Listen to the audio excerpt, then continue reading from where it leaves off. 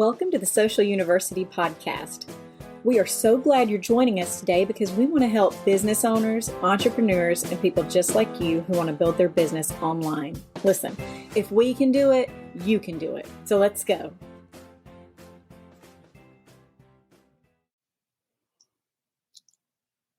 Good morning. I'm Karen Terradas with Social U, and it is time for What's Up Wednesday, where we come to you live every Wednesday morning at 10 a.m. Central to talk about social media tips, tricks, and trends. And all this month, we talked about spring cleaning, your website, your socials, your profiles. Today, we're going to talk about your email.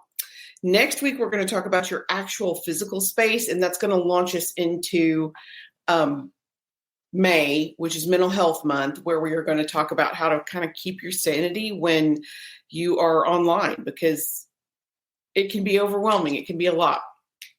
It can be depressing. It can be invasive. We're going to talk about all that in May. So let's go ahead and get started. Today is Declutter Your Digital Life, the email edition. I'm a big believer in why. I always want to know why I'm being asked to do something. Because apparently I was told because I said so too many times as a kid. I'm just going to throw that out there. So first and foremost, 99% of all people check their email every single day. It's a normal person, whether you're employed or retired or stay at home or in office, people check those emails because they get personal and business correspondence there. So as far as ROI, it makes $42 in sales for every $1 spent sending the actual email. 59% of people say email influencers purchase decision directly. So email influences for you to your purchase decisions directly. And I know that's true for me. If I see a promotion or a special sale or a discount in my email from a brand that I already know, like, and trust, I'm going to open it and see what's going on, because of course you are. Email is 40 times more effective in obtaining new customers than social media. I love social media. It's our go-to. Email is more effective. And in this day and age, if you are not collecting emails, that's problematic. You have to. Social media is a rented space. What happens if Facebook goes away tomorrow? What do you have? So you need to absolutely have the email to continue to market to these people. Email marketing conversion rates are 3 times that of social media marketing. I'm going to say it again.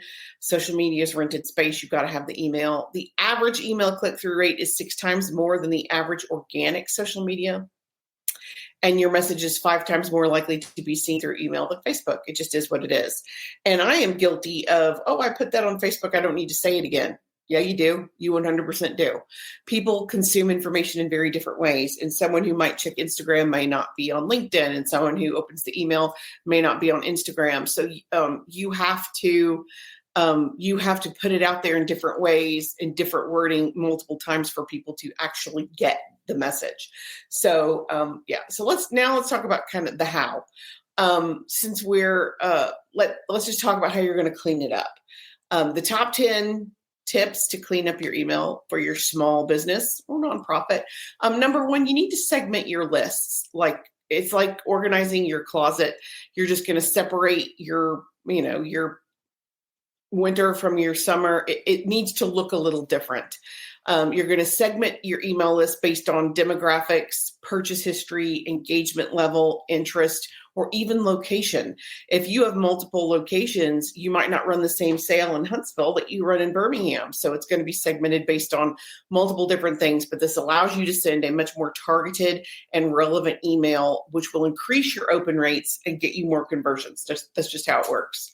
Number 2, you're going to purge inactive subscribers. Like old fashioned, you're going to get rid of it. Regularly identify and remove subscribers who have not opened an email or clicked on your emails in a significant period. And to me, a significant period is multiple months. 6 months, I'd say 3 months. You don't want to preach to the choir. So if they're not interested, just get them out of there.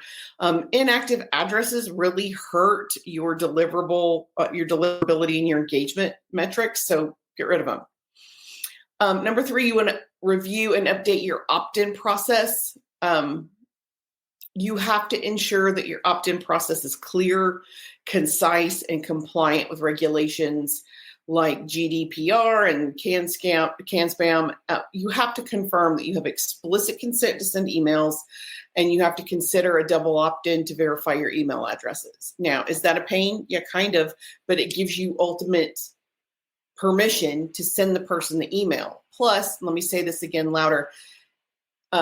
Do I have slides to share with the info? I do not. Sadly, I do not have slides on Wednesday mornings, but I actually teach this in a class. So, Joan, if I can find that for you, I'm happy to send it to you. No issue at all. But yeah, absolutely. Do I have slides? Sadly, I have a bunch of them. I just don't have today. Sorry, because we do this once a week. So I try to get the information out as quickly as I can. You have to talk to people who want to hear the message. So double opt-in guarantees that they want to hear the message. And I have had multiple small businesses say, well, we want to make it, and that's kind of shady. You have to make getting off the list and getting into the list very, very clear so that the person you're actually sending the emails to, they want to get them. It's as simple as that. Number 4, you're going to clean up your data. You need to audit your subscriber data for errors, typos, and inconsistencies. Correcting these issues, again, improves deliverability and your personalization efforts, because it's hard to personalize and segment your list if your list is messy. So again, it's like knowing what's in your closet. It's hard to find if everything's in a pile on the floor. It's easier to find if everything's up and hanging so you can see everything very clearly. But one of the first things we do when we're cleaning a list, we get rid of the double emails, because it happens periodically. People will sign up more than one time through a series of events, but we get rid of Yahoo emails because they are the most likely to bounce back and mess up our stats, and they are the most likely to damage our statistics. Plus, Yahoo's the easiest. Yahoo and AOL are just the worst. Let me, again, side note, it's 2025. Get a Gmail, for the love of Pete. Yahoo and AOL are the easiest emails to hack into. You're going to get a ton of spam. And a lot of times, even if the person has signed up for your email, it gets stuck in the filter, so they're not going to see it. So you absolutely need to get a more updated, protected email. A lot of these folks who are getting hacked on Facebook have a Yahoo email. So welcome to Gmail. It's time. Today's the day. Okay, number 5, you want to analyze your email performance carefully, review your open rates, check your click-through rates, check your conversion rates and unsubscribe rates for your past campaigns. This will help you identify what's working and what's not working, so you can inform your future decisions and your list management.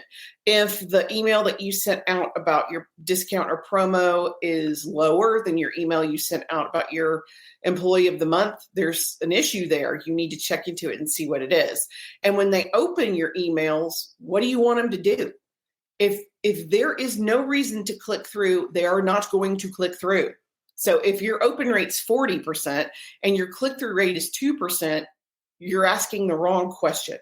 You have to have a solid call to action to get folks to click through to go to your website. And I see this as a really common mistake I see often. People will put all the information directly in the email, and there's no reason for anybody to click through, which destroys your conversion rate. So if you have an awesome blog article you want people to read, put the first 2 sentences and a great graphic in the email and a click through, so they'll go read the thing on your website. It helps drive your traffic. If everything is in the email, there's no reason to move forward. Number 6, you want to update your templates and branding. It's just a refresh. It's like your website. It can't stay static forever. You do need to update periodically. I think it's totally okay to make it seasonal. Updating once a quarter works. You don't want to go crazy with it, because that's the whole reason for having a template. It makes it easy to get into and out of. But you ensure your email templates are visually appealing. They have to be mobile responsive, and they need to be consistent with your current branding identity. Outdated designs. It's like an outdated website. If I get to an outdated website, I am done. I'm done. Because if you haven't updated your website in 10 years, what makes me think you're going to update your services or your education that supports the services? If you can't be bothered to update something everybody sees, why would you update something that nobody sees? So just bear that in mind. Number 7, you want to refine your automation workflow, like tuning up your car. You want to review your automated email sequences, your welcome emails, your abandoned carts, your reminders to ensure they are relevant and effective and provide value, actual value to your subscribers. Welcome emails work. The statistics for welcome emails are staggering. I love your candor. I'm nothing if not direct. That's a good thing and a bad thing in the same package. Yeah, Joan, thank you very much. I appreciate that. You gotta update sometimes. Okay, and provide value. So, refining your automation. Welcome emails totally work. The statistics are incredibly high. But automation is ideal because it works when you can't. So if someone signs up for your email Saturday night at 2 a.m. or Saturday morning at 2 a.m., you're not going to respond to that then, but your automated emails can. And you can use those automated emails to continue to segregate or segment your list so that you know where people are and what they're interested in. If you're interested in this service, it'll push you to this automated email. And if you're interested in this service, it'll push you to this automated email. It just makes it easier to deal with. Test your emails, like proofreading before sending a letter. We, as a team, we have backups for our backups. So after I've read something twice, I'm no longer going to see any kind of error. I have to have a third person or second person proofread for me because you start to get blind to your own content. So you need to have somebody else proofread before sending your campaign. You want to test it across different, campaign's a little different than a regular email, but your regular emails you want to proofread because you miss it. But for a campaign, you want to test it ideally on a client who is willing to give you their input. But, aside from typos and broken links make me crazy, and formatting issues, because it needs to look like it is supposed to look when they open the thing. But you want to test it across different devices to ensure functionality and visibility, again, so that it looks like you know what you're doing. Because when you make mistakes like that, it looks bad for you just overall. Number 9, you want to provide clear unsubscribe options. You have to. It drives me crazy, these organizations that make it so hard to unsubscribe. Make it easy, because if I'm going to unsubscribe, you don't want me on the email list anyway. I'm skewing your stats and I'm not helping you at all. If I'm not your ideal client, quit wasting time with me and go get an ideal client. You have to make it easy. If they no longer want to receive your emails, so clear and accessible unsubscribe link is crucial for not only for the health of your list, but compliance. You don't want to be accused of non-compliance, legal non-compliance. And then number 10, get feedback. It's like asking your buddy, how do I look in this dress? Get somebody to look at it. We have a team who is always eager and happy to give their opinions on anything. So occasionally ask your subscribers for their input. Are you liking the information you're getting? Do you like the content? Do you like the frequency? Do you like how it looks? Just ask. Most people are happy to give their opinion.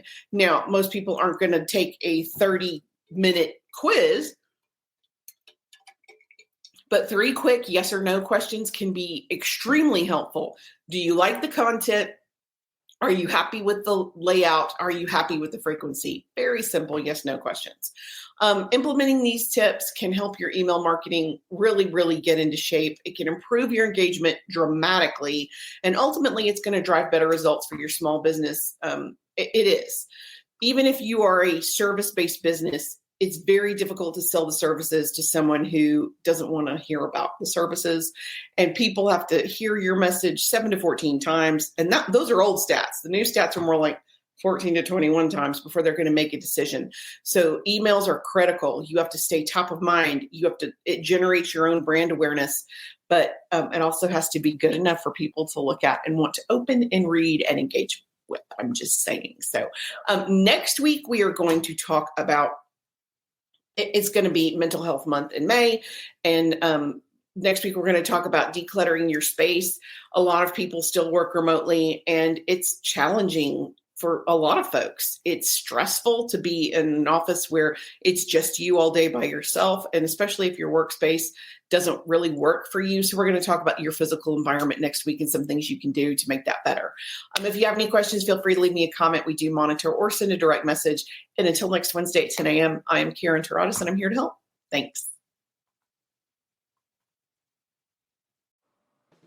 Thanks for joining us for the Social University podcast. We hope you enjoyed it.